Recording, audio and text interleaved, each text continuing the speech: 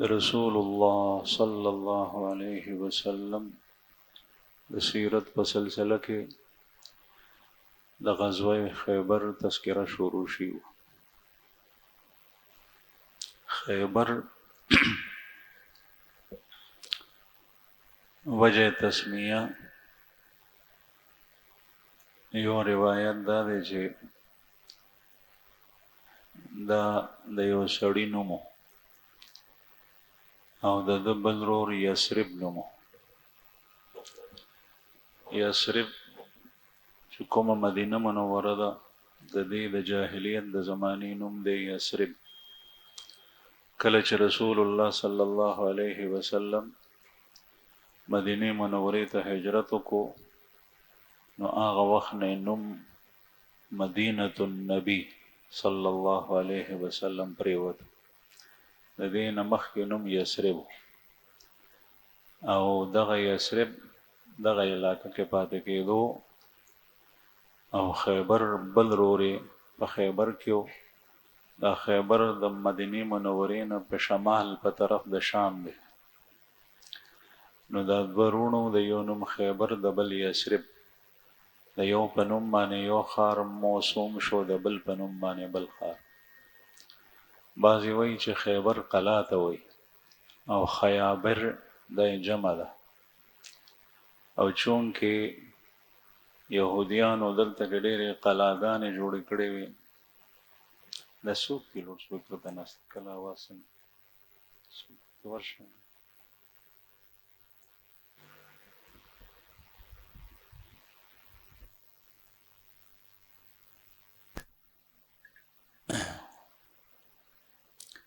نو خیبر جمع د قلا ده او خیابر دا مختلفې قلاګانې. رسول الله صلی الله علیه وسلم چې شپه تېره که سحر یې په خیبر باندې حمله وکړه. صحابه ورته وویل چې د الله په نوم باندې ورځئ او رسول الله صلی الله علیه وسلم په ژبه مبارک باندې دا الفاظ الله اکبر خربت خیبر الله اکبر خربت خیبر انا اذا نزلنا بساحة قوم فساء صباح المنذرین. الله اکبر ناره والا او بیا فرمایل چې خیبر وران شو او بیا فرمایل چې کله مونږ د یو قوم په علاقه باندې ورشو نو بیا د هغوی سحر او سبا بیا خني یعنی هغوی باندې بیا عذاب راشي. نو دینه معلومه شو چې د جنگ په وخت کې په دشمن باندې د حملې کولو په ټیم کې د الله اکبر نعره دا د رسول الله صلی الله علیه وسلم سنت دی. مونږ دا د نعره تکبیر په ځای باندې مونږ نعره تکبیر وایو. نعره تکبیر غلط دی. نعره تکبیر دا د فارسی لفظ دی نعره او بیا الله اکبر دا جواب دی. بهر حال رسول الله صلی الله علیه وسلم چې څنګه خیبر ته ننوتو د خیبر لویه علاقه ده پوره ښار د یهودو په زمانه کې هم. اوس نن سبا خیبر چې دی نو د یهودو د آبادي ټوله شاړه پرته ده او د هغوی کورونه د هغوی قلاګانې هغه کنډرې پرتې دي او هلته کې څوک نه پاتې کېږي او خیبر ټول د هغه ځای نه منتقل شوی دی بهر راغلی. نو خیبر ښار اوس هم شته خو په هغه زوړ ځای باندې نه دی. د هغې خلکو باغونه هم اوس شته د یهودیانو د کجورو او آبادي هم شته د ورانې کنډرې پرتې دي هغه قلاګانې هم شته لیکن هلته څوک پاتې کېږي نه. رسول الله صلی الله علیه وسلم چې څنګه ننوتو دا خلک سحر سبا د دوی کار زمینداري وه. نو دوی به باغونو ته رالل او فصلونو کې به لګیا وو چې څنګه نبي کریم صلی الله علیه وسلم سره د لښکره ولیدو دوی چغې کړې چې جاء محمد والخمیس محمد والخمیس.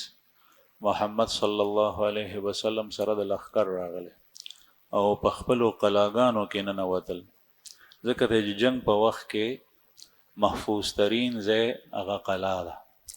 نو سره د بال بچ د ټوله قلاګانو ته ننوت او یو قلا نه وه، دا ډېرې قلاګانې. نبی کریم صلی الله علیه وسلم د پاره ځای صحابو جوړ کو او هغه ځای جومات هم جوړ شو چې پیغمبر علیه الصلاة والسلام هلته لمونځ کوي. اول یو ځای منتخب شو خو هغه د یهودو په نښه باندې و هغه ځای، او یهود پورته و، قلاګانې د هغوی پورته وي. بیا د هغه ځای نه صحابو مشوره ورکړه چې یا رسول الله که چېرې تاسو ته د الله امر وي نو بیا خو دا ځای ټیک دی، او که امر نه نو بیا دا ځای مناسب نه دی، ځکه چې د یهودو په نښه یي تاسو. رسول الله صلی الله علیه وسلم ورته وفرمایل چې نه امر خو نه دی، بیا فلانکې ځای مناسب دی. هلته رسول الله صلی الله علیه وسلم لاړ او یو ګټ و هلته، هغه ګټ سره نبی کریم صلی الله علیه وسلم ته ځای جوړ کړو. ړومبی قلا چې د یهودو فتح شوي ده نو هغې ته ناعم قلا وي. د دې قلاګانو مختلف نومونه و، دا یې په مخه کې راتله. نبی کریم صلی الله علیه وسلم صحابو ته امر وکړو، نو دا قلا اول فتح شو. او بیا دا قلاګانې یهودو داسې جوړې کړې وي چې مونږ کتلي دي اوس هم. یو قلا د بلې قلا سره یو ځای ده، او د یوې قلا نه بلې قلا ته لارې دي، مورۍ پکې تللي دي، دروازې کړکۍ چې یو نه وځي نو بلې ته په اسانه ننوتی شي. لکه څنګه چې دا منګکانو سوړي کړي دغسې د یهودو په هغه قلاګانو کې سوړي پرېښي. نو چې یو قلا به فتح کېده بیا به بل ته تلل، بیا چې به هغه فتح شو نو بیا به بلې ته تلل، دغسې په ترتیب باندې جوړې کړي. نبی کریم صلی الله علیه وسلم اول صحابه کرامو دا ناعم قلا دا فتح، او دلته د محمد ابن مسلمه رضی الله عنه ورور دا صحابي دی محمود ابن مسلمه، هغه شهید شو. او د هغه د شهادت واقعه دا ده چې کله جنگ تیز و سختو د ستړی شو، ورځ هم ډېره ګرمه وه، نو د هغې قلا دیوال ته د هغې چنې سوري ته کېناست، پورته نه پې باندې یهودو کاڼې راوغورځولو، د میچنې پلی پې راوغورځولو، هغه پل د ده په مخ باندې رالو، نو د مخ د سرمنې ټوله توی شو هغې پل سره. رسول الله صلی الله علیه وسلم په مخ باندې لاس راخ کوته، نو سرمن خو یې هغه ساعت ټیک شوه، خو هغه زخمونه ډېر زیات سخت و. نو محمود ابن مسلمه رضی الله عنه شهید شو. او دی چې چا شهید کړی کنانة ابن الربیع، دا د یهودو دویم سردار و حویی ابن اخطب پسې، او د حویی ابن اخطب زومو، نو د ده نه بیا بدله غشتی شوي ده، او دی د ده په عوض کې بیا قتل شوی. دغه کلا چې و ناعم دا ښکته وه، نو د دې نه یو شپونکی چې د یهودیانو څاروي و سره ګډې بیزې هغه یې سرولې، د چا 2 څاروي، د چا 3، د چا 4، د چا 5، د چا لږ، د چا ډېر، هغه مالی و او د هغوی غلام و نوکر و، هغوی ته به یې څاروي سرول. مسلمانانو نه امن وغوښتو، ما ته امن راکړئ زه دا څاروي سروم. دی بهر راووتو، مسلمانانو امن ورکو. مسلمان کې رحم وي، ترحم وي، او چې یو کس امن وغواړي نو بیا مسلمانان امن ورکوي، چې پوهېږي چې دا د جنگ په خیال او په غلطه اراده باندې. نن سبا خو دروغ ډېر وي، هغه زمانه کې به مشرکین هم دروغ کم. نو دته اجازت ورکو، د کنډک راوویستو د قلا نه او بیا بهر رالو. د تپوس کولو د رسول الله صلی الله علیه وسلم چې د مسلمانانو پیغمبر کوم یو دی، څاروي پریښي دي. نو چا ورته نبی کریم صلی الله علیه وسلم وښولو چې دا دی پیغمبر علیه الصلاة والسلام څخه دی ورلو. او چې څنګه د نبی کریم صلی الله علیه وسلم په مخ مبارک باندې نظر پریوتو، نو ده وویل چې دا سړی خو دروغجن نه دی. یهودو خو به دا وي، ای خو منکر وایي چې دا دروغ وایي، ځکه چې نبوت او رسالت تر اوسه پورې په مونږ کې راتلو، په بني اسرائیلو کې، نو دلته څنګه نبوت منتقل شو؟ او دا خو د خدای خوښه ده. الله پاک قرآن پاک کې فرمایي الله یجتبی الیه من یشاء ویهدی الیه من ینیب. الله جل شانه خوښه ده چې څوک ځان دپاره نږدې کي، هغه منتخب کي په انبیاو کې، مخکې په بني اسرائیلو کې او بیا محمد رسول الله صلی الله علیه وسلم بني اسماعیلو کې رالو. نو الله جل شانه د دې پابند خو نه دی چې خامخا په یو قوم کې پیغمبران راست. بهر حال یهودو دا خوره کړې وه، د دې غلام په ذهن کې دا ناسته وه چې دا دروغ دي. نبی کریم صلی الله علیه وسلم چې ولیدو هر یو انسان ته الله جل شانه په دې طبیعت کې ښه صفات اچولي چې د عقل مسخ شوی نی او د ذوق خراب شوی نی، نو دی بیا صحیح معرفت کولی شي. کله چې د انسان د خولې ذایقه خراب شوی نی، نو دی خواږه او تراخه معلومولی شي. دغسې چې کله د انسان شعور د هغه عقل هغه ګناهونو معصیاتو خوړلی نی، نو دی فرق کولی شي چې دا حق دی او دا باطل دی. دا په هر انسان کې الله جل جلاله صفات اچولی. لیکن کله انسان باندې رضایل اخلاق رزیله دومره غالب شي چې بیا د هغه عقل او قوت ممیزه بیا کار نه کوي. نو دا غلام دی، مرعی دی پردی، دی وایي چې دا سړی خو دروغجن نشي کېدی. بیا نږدې شو، د نبی کریم صلی الله علیه وسلم د مخ مبارک نه حقانیت معلوم کو. نږدې شو، رسول الله صلی الله علیه وسلم نے اجازت غوښتو، پیغمبر علیه الصلاۃ والسلام ورته فرمایل اجازت ده. بیا نبی کریم صلی الله علیه وسلم ته وایي چې زه مسلمان شم نو ما ته به خدای څه راکوي. نو د ده رنګ تور دی، کتابونو د ده نوم لیکلی دی اسود راعي، بعضې سیرتونو کې لیکلی دی چې د ده نوم اسلمو او بعضې وایي یسارو، او په اسود راعي باندې مشهور. نو دی د رنګ نه تک تور قبیح شکل او بدرنګ. رسول الله صلی الله علیه وسلم چې تپوس وکړو چې ما ته به خدای څه راکوي چې زه مسلمان شم. نبی کریم صلی الله علیه وسلم ورته وفرمایل چې الله جل شانه به ستا دا تور رنګ په ښکلي او سپین رنګ باندې بدل کړي، او ستا دا بد شکل به په ښکلي شکل باندې بدل کړي، او تا به جنت ته داخل کړي. نو هغه خوشحال شو. بیا وایي چې ښه تاسو به ما سره څه سلوک کوئ؟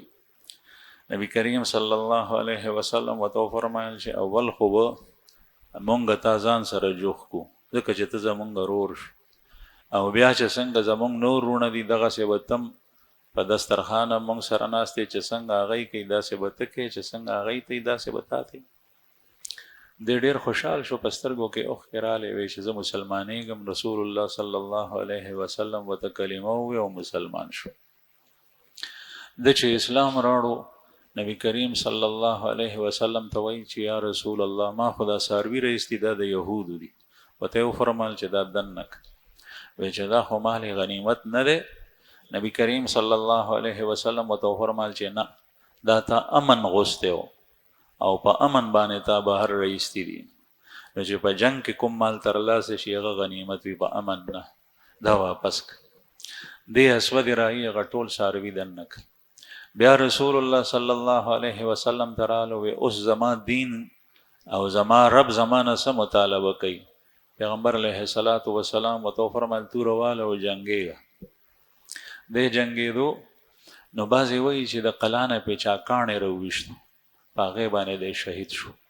او بعضې وایي چېرته نه غشی راغلی او پته یې نه لګي دا سهم و غرب، داسې غشی چې ویشتونکی معلوم نه و چې چا ویشته، په هغې باندې ولګېدو دی شهید شو.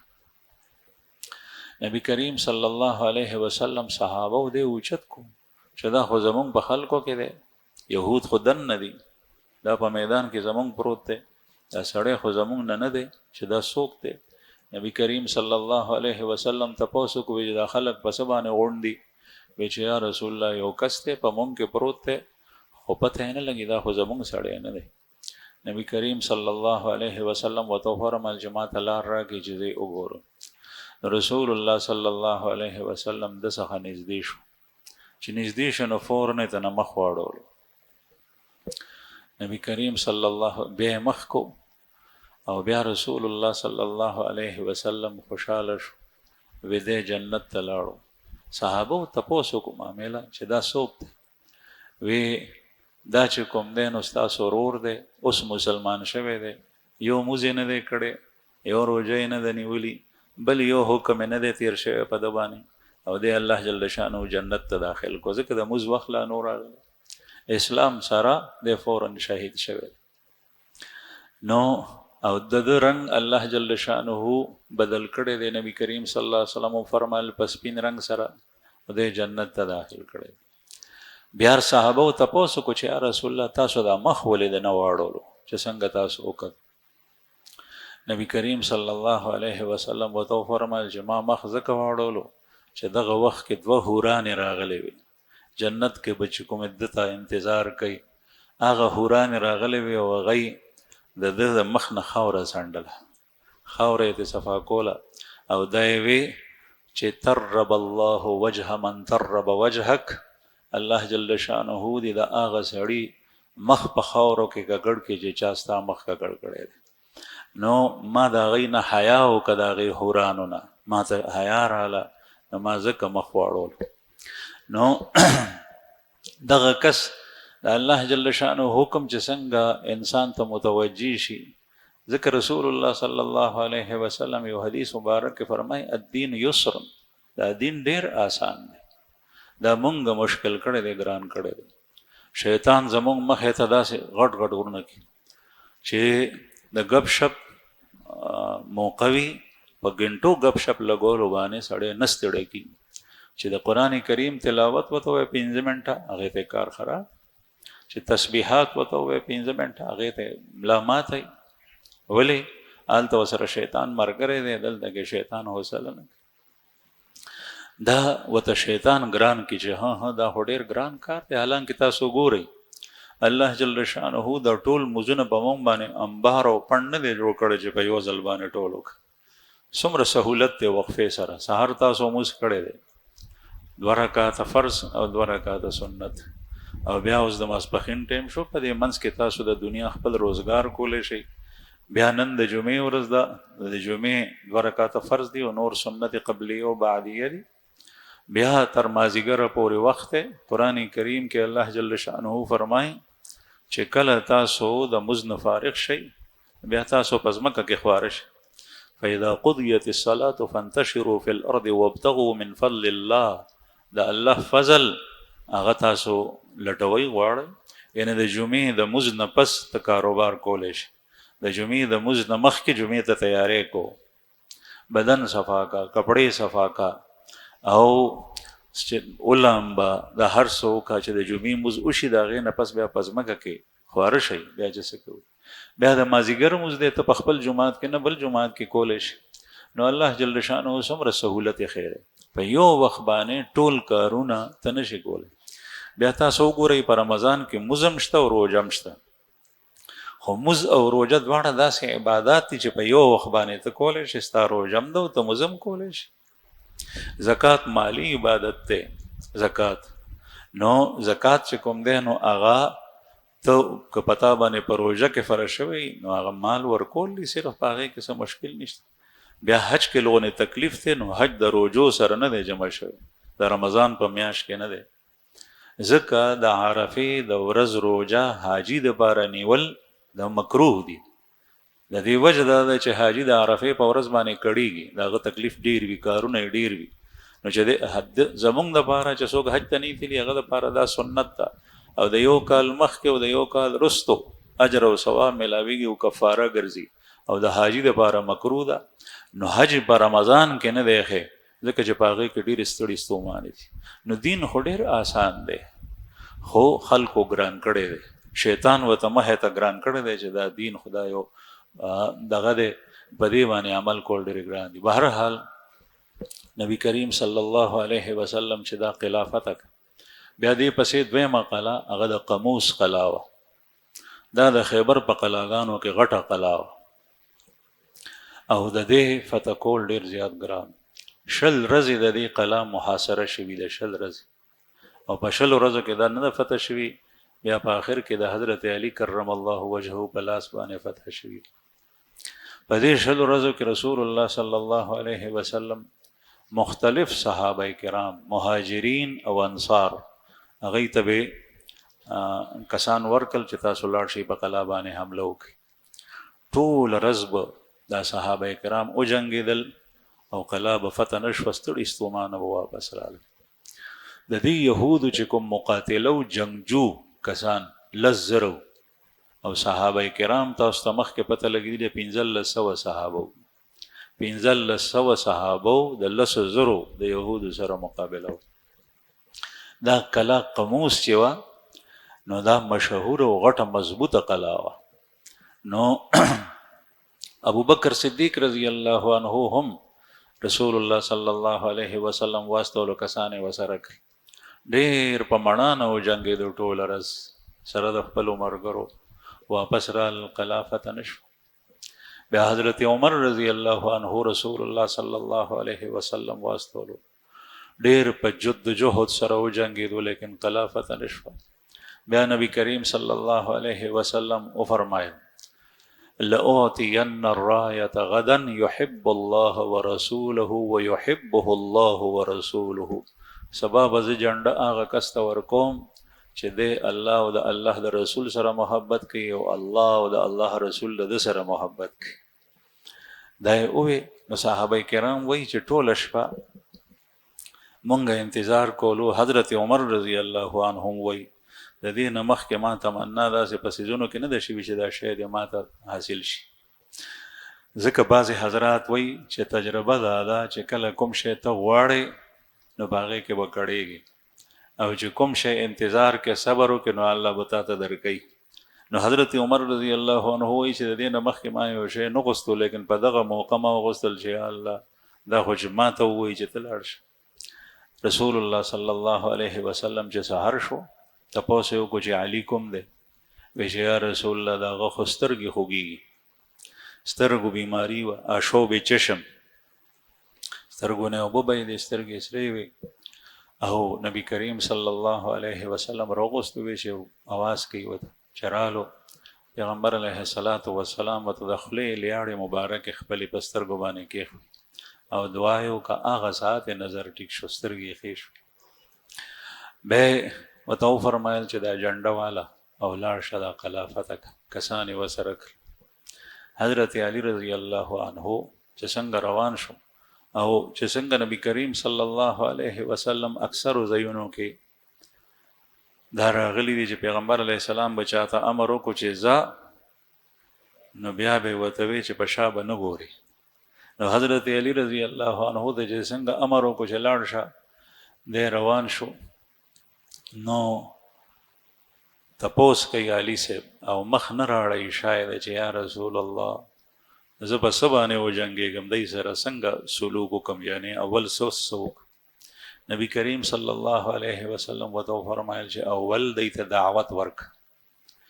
که په دی کې یو قسم مسلمان شو نو تا دپاره د سرو اوښانو نه هغه خبره بهتره ده چې یو کس ته هدایت ملو شي. دا څومره لویه خوشخبري ده چې یو کس مسلمان شي د چا په لاس باندې د سرو اوښانو نه بهتره ده. او د هغې نه وروستو که چېرې نه مسلمانېږي بیا باندې حمله وکړه. نو حضرت علی کرم الله وجهه ولاړو. قموس قلعه ده. د هغې نه مخکې د دې کې یو پهلوانو مشهور د یهودیانو، د هغه نوم مرحبو. دغه مرحب غټ پهلوانو د ده مقابله چا نه شوه کولی. د هغه نه مخکې د هغه رور حارس راووتو، هغه هم پهلوان. د هغه مقابله وشوه، هغه خو قتل شو. حضرت علی رضی الله عنه قتل کو. بیا ورپسې مرحب پهلوان راووتو. او مرحب چې کوم دی نو 2 زغرې یې اچولې وې او 2 پټکي په سر باندې تړلي وو، هغې د لاندې د خود ټوپۍ وه، د دې دپاره چې ګزار مې سر ته نه ځي. او بیا چې کوم دی نو 2 تورې وې، یو توره یې په لاس کې وه، یو یې ځوړنده کړې وه، او شلونه ورسره 2، یو شلو ورسره هغه چې د هغې 3 خولې وې. نو دی راووتو، مخامخ ولاړ دی او دی وی قد علمت خیبر انی مرحب شاک الصلاح بطل مجرب. دا بیت وی چې خیبر ته پته ده چې زه مرحب یم، شاک الصلاح بطل مجرب، په وسله کې پټ یم او آغا پالوان یم او نر یم چې تجربه کار یم، یعنی ما تجربه شوي ده په جنګونو کې او زما مقابلې ته څوک نه دی ټینګ شوی. دا اشعار یې وویل. د ده په مقابله کې حضرت عامر ابن اقوا رضی الله عنه هغه ووت. دا د سلمه ابن اقوا رضی الله عنه تره دی او سلمة ابن الاقوا مشهور صحابي دی، علما او طلباو ته پته ده. د هغه منډه ډېره زیاته مشهوره وه. سلمان ابن اقوا تیز اس سره به په منډه باندې تلو او اس نشو لاندې کولی. الله جل شانه عطا ده او دین دی چې چاته څنګه ورکړي، څه کمال او صفت ورته ورکړي.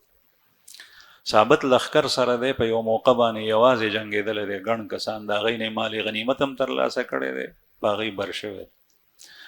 صحابه کرام ډېر عجیبه خلک وو. د هغه تره عامر ابن اقوا دی د دې پهلوان د مرحب مقابلې ته ووتو، ځکه هغه چغه که هل من مبارز، زما مقابلې ته څوک راوځي. نو حضرت عامر ابن اقوا رضی الله عنه ووتو او د ده په خوله باندې دا اشعار: قد علمت خیبر انی عامر شاک الصلاح بطل مغامر. خیبر ته دا پته ده چې زه عامر یم او وسله مې اچولې ده او پهلوان یم او مغامر خپل ځان په خطرو کې په خپله اچوم، خطرو ته ننوځي. دغه وخت کې داسې اشعار ویل دا لویي نه ده، تکبر نه دی. په میدان جنگ کې داسې اشعار او داسې الفاظ دا د جنگ برخه ده. عامو حالاتو کې که څوک خپل تعریف کوي نو دا ښه شی نه دی، تفاخر. رسول الله صلی الله علیه وسلم فرمایي: انا سید ولد آدم ولا فخر وبیدی لواء الحمد ولا فخر. زه د ټول بني آدم سردار یم او دا د فخر په طور نه ویم، ځکه چې فخر او مفاخره دا حرام دي، تکبر کې راځي. لیکن د جنگ په موقع باندې دا جایز دي داسې الفاظ ویل. عام لاره کې چې انسان ځي او د تکبر په چال باندې ځي، ارت بیرت ځي او لاسونو ته یو خاص قسم حرکت ورکوي او خپو ته، نو دا د تکبر په چال باندې تلل حرام دي. لیکن په جنگ کې داسې تلل دا نه صرف دا جایز دي بلکې دا بهتر دي، ځکه چې په دې سره روب په دشمن باندې پروزي. دا د جنگ حصه ده. نو حضرت عامر رضی الله عنه هغه ته د هغه د الفاظو جواب ورکړ: قد علمت خیبر انی عامر شاک الصلاح بطل مغامر. حضرت عامر رضی الله عنه چې څنګه نږدې شو نو مرحب په باندې حمله وکړه په توره، چې په توره حمله وکړه نو د ډال مخکې په ډال باندې د تورې ګزار ایثار کو، خو هغه ساعت د لاندې نه مرحب په د خپو باندې والو چې زه یې راوغورځوم. نو چې څنګه یې هغه په خپو باندې په توره ګزار ورکولو نو هغه بچ شو او هغه توره د ده خپې ته راتاو شو، نو د ده ګوډه پې باندې ولګېده، د ګوډې دا پورته دا برغولی چې دی دا بیل شو او د هغې نه اوبه روانې شو. نو دغه وخت کې چې کوم دی نو دی شهادت ته نږدې او بیا دی شهید شو.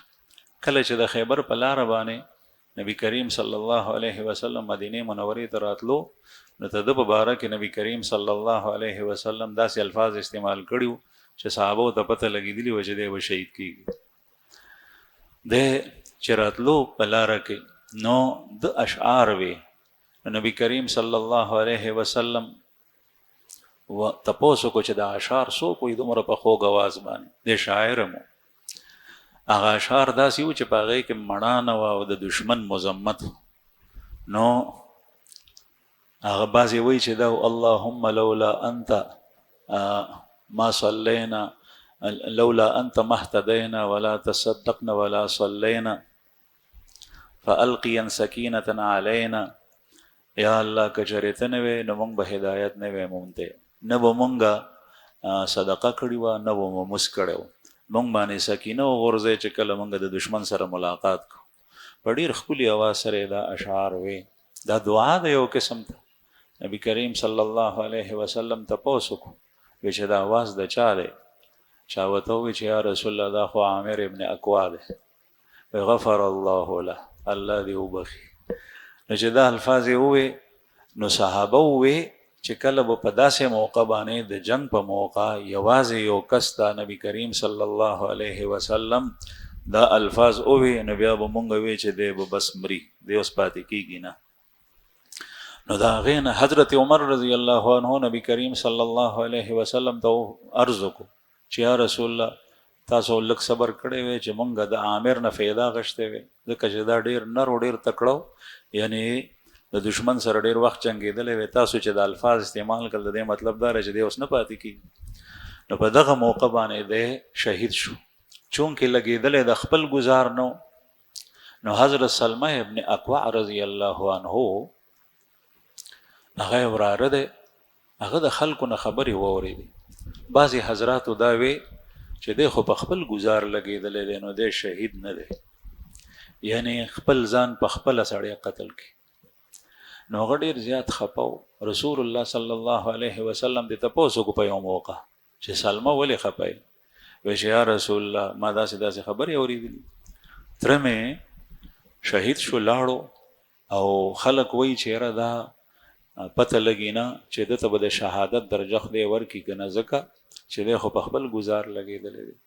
نبی کریم صلی الله علیه وسلم ورته وفرمایل چې عامر شهید دی او هغه ته الله پاک ډبل اجر ورکړی. دا ګوتې مبارکې داسې ونیوې وی ډبل اجر ورته الله ورکړی. او د شهادت بل د پهلوانۍ. به هر حال نبی کریم صلی الله علیه وسلم د دې بشارت نه پس حضرت سلمه رضی الله عنه ډېر زیات خوشحال شو. دا دې نه پس حضرت علی کرم الله وجهه د مرحب دغه مقابلې ته ووتو. حضرت علی رضی الله عنه دا اشعار په خوله باندې و: انا الذي سمتني امي حيدرا كليس غابات كريه المنظر. انا الذي سمتني امي حيدرا، زه هغه کس یم چې زما مور زما نوم زمری ایښی، کلیس غابات کریه المنظر، او زه د ځنګل د زمرو په شان یم، کریه المنظر، او زما مخ ته چې څوک وګوري دشمن نو یریږي ترنه. دا الفاظ یې ووې په مرحب باندې ورلو.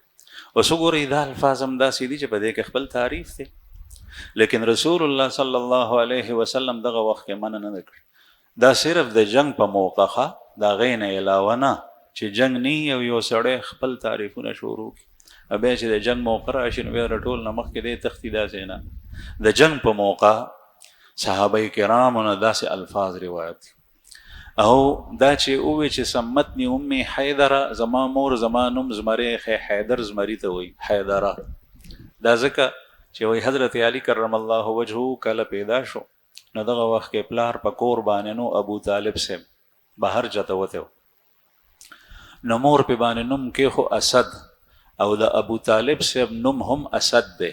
ابو طالب باندې مشهور دی، نوم اسد دی. نو د پلار په نوم باندې نوم کې خو په عربو کې دا رواج و چې د پلار نوم په زوی باندې به کې خو د نیکه نوم به په زوی باندې کې خو، په دې کې څه عیب نو. نو چې کله ابو طالب صاحب کور ته رالو تپوس یې وکړو چې نوم یې څه دی؟ نو مور یې ورته وویل چې نوم یې اسد دی. نو هغه وویل چې نه دا نوم ترې نه لرې کوي، نو بیا یې علي نوم کې خو پلار، خو مور پې باندې دا نوم ایښی. او اسد د عربۍ ژبې لفظ دی، معنی د زمری، او حیدره هم زمري ته وایي. نو حضرت علی رضی الله عنه ته چې حیدر وایي په دې وجه ورته وایي چې مور پې باندې نوم اول اسد ایښی. انا الذي سمتني امي حیدره، زه هغه کس یم چې زما مور زما نوم حیدر ایښی دی. کلیس غابات کریه المنظر، د ځنګل د زمري په شان، کریه المنظر چې څنګه د هغه شکل محیب وي دشمن ته یریږي، دغسې ما هم دشمن یریږي. او په دې الفاظو سره په دشمن باندې روب اچول مقصود. او بیا چې څنګه دا ووي نو دې سره په مرحب باندې ګزار وکړو. مرحب باندې گزار کو نو د توره د حضرت علی رضی الله عنه د مرحب په سر باندې دوه پټکی او یو خود ټوپۍ و د هغې نه ووته او د کپرۍ نه جامو پورې لاړه.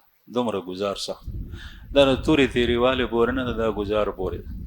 بعضې سړی چرګه حلاله کړي نو لاس یې دومره سپکي چې هغه چرګ هم ځغلي منډې وهي کړکړې وهي او چې کله د چا لاس دروند وي نو په هغې کې بیا فرق وي. نو حضرت علي کرم الله وجهه دې صحابو سره به توري چا سره داسې وي چې د هغې لاس کې به مات لیکن ګزار چې به چېرته دشمن وخوړو نو بیا به ورته پته لګي. نو دی 2 ټوکړې شو پرېوتو او بیا محمد ابن مسلمه رضی الله عنه هغه رالو نو هغه بیا قتل کو. نو به هر حال دا مرحب چې څنګه قتل شو د ضرور بل یاسر حارث د نه مخکې مړ شو یاسر هغه د دې کورنۍ و هغه رالو چې زما رور قتل شو. نو چې څنګه مقابلې ته رالو نو حضرت زبیر رضی الله عنه د رسول الله صلی الله علیه وسلم د ترور زوی دی. حضرت صفیه رضی الله عنها د پیغمبر علیه السلام بیبی ده د عبد الله صاحب خور ده د پیغمبر علیه السلام د والد ماجد او دا حضرت زبیر د هغې بچی دی زبیر بن العوام د مقابلې ته ووتو نو هغه یاسر د ډېرې کو په ځای باندې.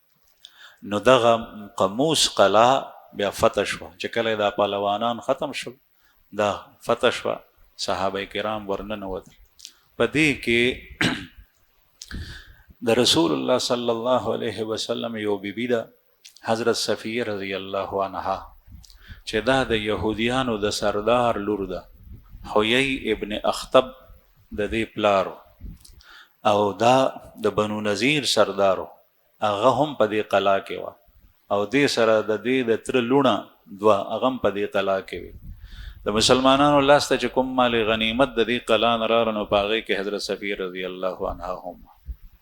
نو دا بیا رستو واقع ده د جنگ نه رستو چې کله مال غنیمت تقسیمېدو نبی کریم صلی الله علیه وسلم ته حضرت دحیة الکلبی رضی الله عنه صحابی دی حسین او جمیل صحابی دی او داغه مثال به خلکو بیانولو په حسن کې هغه رالو وی چې یا رسول الله ما ته اجازت را کوي ما ته یو وینځ را کوي په دې وینځو کې. نو نبی کریم صلی الله علیه وسلم ورته فرمایل چې ځان ته خوښه کړه. نو هغه په حضرت صفیه باندې لاس کې خوځېده.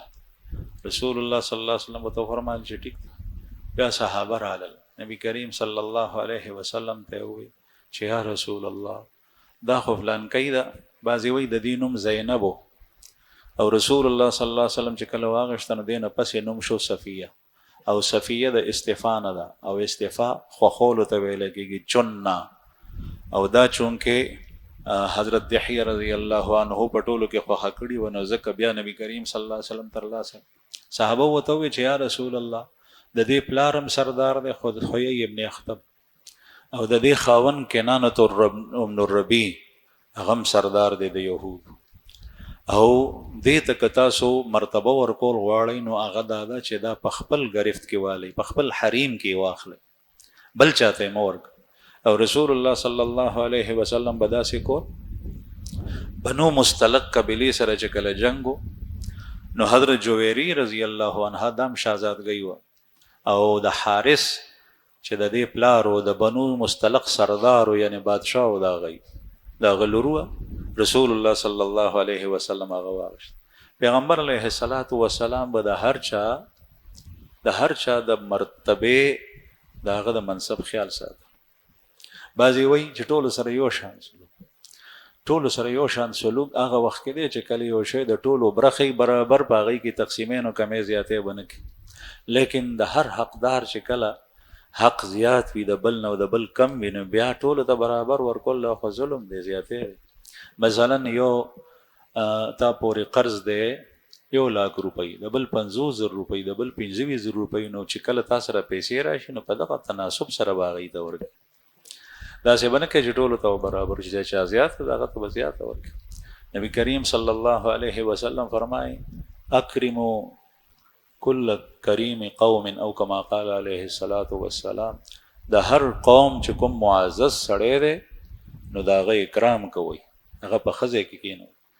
د حاتم طایي لور چې کله رسول الله صلی الله علیه وسلم څخه راله د هغې قبیله فتح شوه پیغمبر علیه الصلاة والسلام هغې ته خاص ځای ورکو صحابه ورته یې وویل چې د دې اکرام وکړئ دې سره ښه سلوک وکړئ ځکه چې د دې پلار سخي نو د هغه د سخاوت د وجې نه نبي کریم صلی الله علیه وسلم د هغې سره ډېر ښه سلوک وکړو. او د هغې خاطر یې وکړو. بیا دغه زنانا د خپل ورور د عدي ابن حاتم رضی الله عنه د ایمان راړو ذریعه جوړه شوي. رور پسې لاړه، رور یې تښتېدلی و، عدي ابن حاتم دا صحابي دی. وی چې رسول الله صلی الله علیه وسلم خو زما سره ډېر ښه سلوک وکړو، احسان یې را سره او ته راشه زه ستا سفارش کوم. نبی کریم صلی الله علیه وسلم هغه ته هم څه ونه وی، هغه اسلام قبول کو او صحابي دی لوی. بهرحال پیغمبر علیه السلام ته چې صحابه ووی نو رسول الله صلی الله علیه وسلم دحیه الکلبی ته وفرمایل چې او ټیک ده. هغه نه حضرت صفیه واپس کړه او هغه ته د هغې په ځای کې بله وینځه ورکړه چې هغه خوشحاله شي. هغه خوشحال شو. دا بیا رسول الله صلی الله علیه وسلم آزاده کړه، ځکه چې وینځه وي د هغې دپاره ډېره د ذلت خبره ده، او چې کله هغه آزاده شي د هغې دپاره لویه خوش قسمتي ده او سعادت ده. نو نبی کریم صلی الله علیه وسلم دا آزاده کړه او د هغې نه پسې د دې سره نکاح وتړله او بیا یې په دې باندې ولیمه هم کړې ده. ولیمه یې داسې شوې ده، صحبانو مې ځای دی د خیبر سره نږدې، هلته یې په واپسۍ کې پې ولیمه کړي. نبی کریم صلی الله علیه وسلم وفرمایل چې چا سره څه دي نو هغه راړئ. چا سره کجورې وي، چا سره ستوانو، چا سره یو شی او چا سره بل شی، هغه په دسترخوان باندې واچول او بیا خلکو ته وی چې خورئ دا ولیمه ده. نو بهرحال دا نبی کریم صلی الله علیه وسلم بیا دې سره نکاح کړي. حضرت صفیه رضی الله عنها یو ځل دا خپه وه، نبی کریم صلی الله علیه وسلم دې تپوس کوي چې ولې خپه یې؟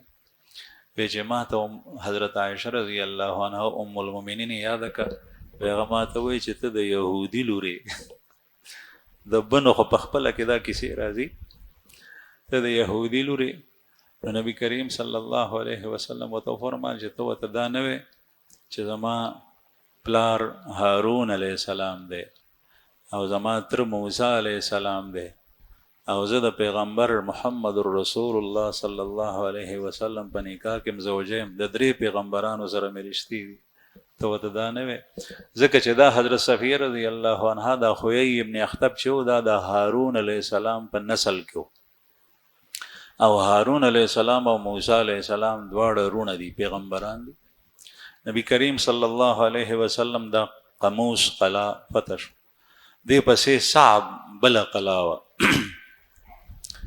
دغه وخت کې صحابه کرام ډېر نهر وږي شوي، د خوراک څه شی نه. رسول الله صلی الله علیه وسلم ته وویل چې یا رسول الله مونږ خو وږي یو. او دا یاد ساتئ چې جنگ کې کامیابی هغه وخت وي چې کله په لښکر پسې رسد، خوراک سکاک، سپلای، دا وسله او خوراک دا ورپسې رسي، زړونه یې ډاډئ. او چې کله دا بند شي د دشمن ته که شکست ورکې نو د هغې بهترین صورت دا دی چې د هغې کومه سپلای د کوم طرف نه راځي، وسله او خوراک سکاک هغه پې باندې بند کړي. چې هغه بند شي بیا هغه شکست خوري لږ وخت بس. لکه دې جنگ کې رسول الله صلی الله علیه وسلم داسې کړي. نبی کریم صلی الله علیه وسلم دعا وغوسته.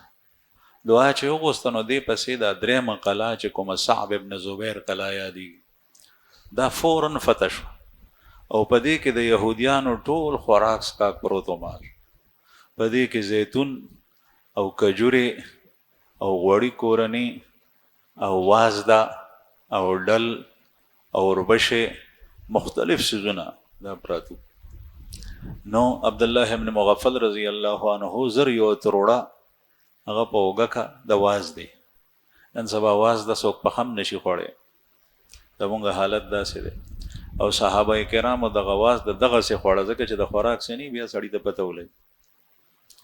نو د واز د تروړه په اوږه کا نو روان شو هغه اوړه خپلو کسانو ته. نو چې کوم کس صحابو کې د بیت المال او مال غنیمت باندې نگرانو چې خیال بکې چې څوک مال اخوا دی خوانه کی، هغه ته وایي چې چرته وړي دا خو لا تقسیم شوی نه دی. عبدالله بن مغفل ورته وایي چې سړی پرېږده ټول قوم مې نهر دی هغې ته وړه. هغه ورته وایي چې نه موړه، هغه ورته په تروړه لاس یې ښی ده تروړه په شا راړولې ده. رسول الله صلی الله علیه وسلم لرې نه وکتل وی چې څه چلې وی چې یا رسول الله دې دا وړي عبد الله ابن مغفل وته وی چې قوم من هر دې غي ته وړم یا رسول الله پیغمبر علی السلام مسکه شوې خاندل او هغه نگران د مال غنیمت ته وی چې پرې د جوړي دینا زمونږ حضرات علما استدلال کوي چې مال غنیمت کې د خوراک شي چې هغه لاس تراشي نو هغه د تقسیم نه مخکې خوړې شي خو ځان سره نشي جمع کوله چې ذخیره کې او کور ته یوسي نه هغه ځای کې خوړې شي کاغه میوه وي کاغه روټۍ وي کاغه غوښه وي کاغه بل یو شی وي نو دغه صعب ابن زبیر قلا چې فتح شو د دینه خوراک سکا کې لوی ذخیره هغه د مسلمانانو لاس تراله او الحمدلله هغه کوټه د مسلمانانو پوره شو